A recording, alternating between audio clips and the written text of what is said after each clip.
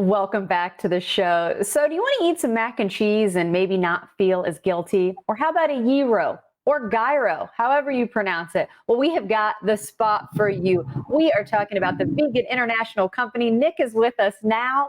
How are you? I'm doing great. Thank you for having me. So I was going to say, vegan, I'm looking at your hat, I'm looking at the background. Vegan's one of those things to me that seems a little unattainable, but I think I'm wrong in this, right, Nick? Definitely. I mean, honestly speaking, especially in Tampa right now, there's just so many small businesses that have opened up to make eating vegan and plant-based so much easier for everyone.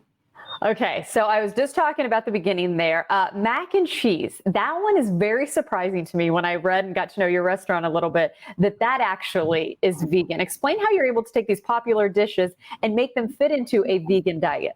Yeah, so our approach has always been to try to make things as similar as possible to the conventional. I wouldn't say the real, I would just say the conventional because our mac and cheese is meant to taste just like Kraft.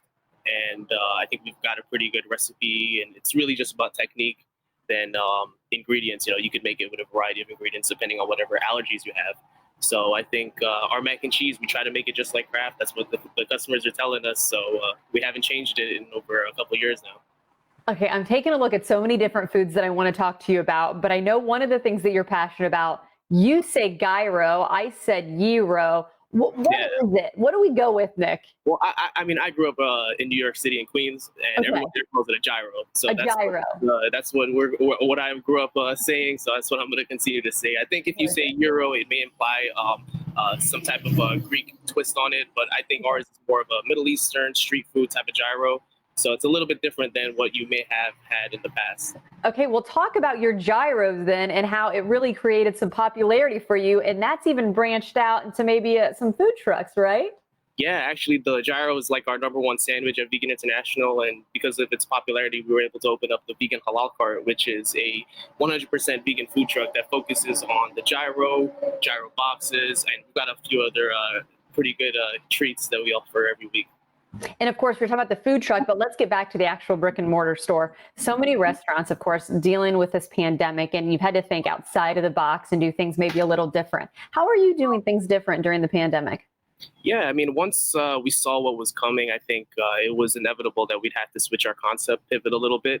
And we just began focusing on online ordering, something that we did not offer before at all. And our store is unique in that we didn't even offer phone orders. So if you try to call and make an order, we would just not be able to help you because of the volume of people that were in our store and just trying to keep costs down as much as possible for everybody. So the online ordering system has pretty much created a solution for us to have people, create orders for pickup at any time during the day, and they know when they get here, their order is ready and just can be grabbed. So a lot of busy professionals, people who are in a rush, kids who just love using their cell phones, they really find this concept unique and effective.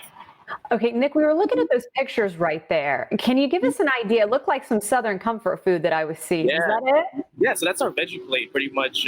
We always have about 7 to 10 sides every day, and the veggie plate lets you select any 4. So depending on if you have any allergies, you can select any type of vegetables. We've always got mac and cheese, collard greens, candied yams. We've got curry chickpeas and potatoes, sweet plantains.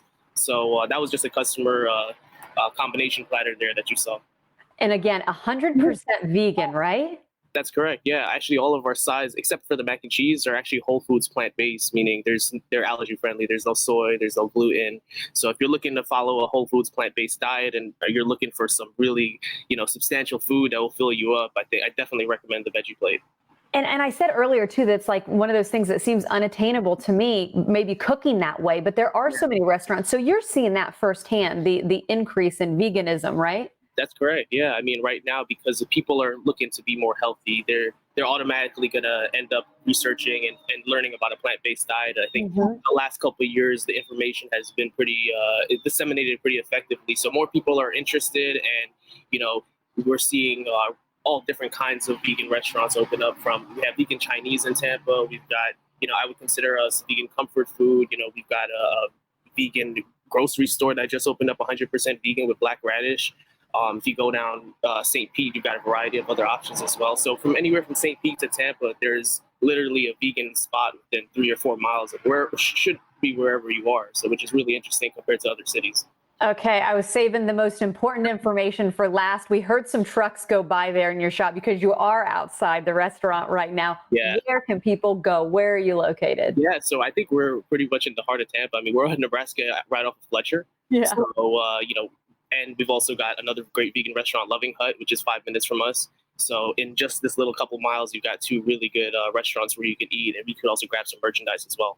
And you also said too, the website's the best place to go for all the other information, including the food truck, right? That's right. If you go to veganinternationalco.com, you can find our menu, a little information about our store. And if you go to veganhalalcart.com, then you can find out information about the food truck as well. Awesome. Nick, keep up the good work. Appreciate you being with us today. Thank you guys for having me.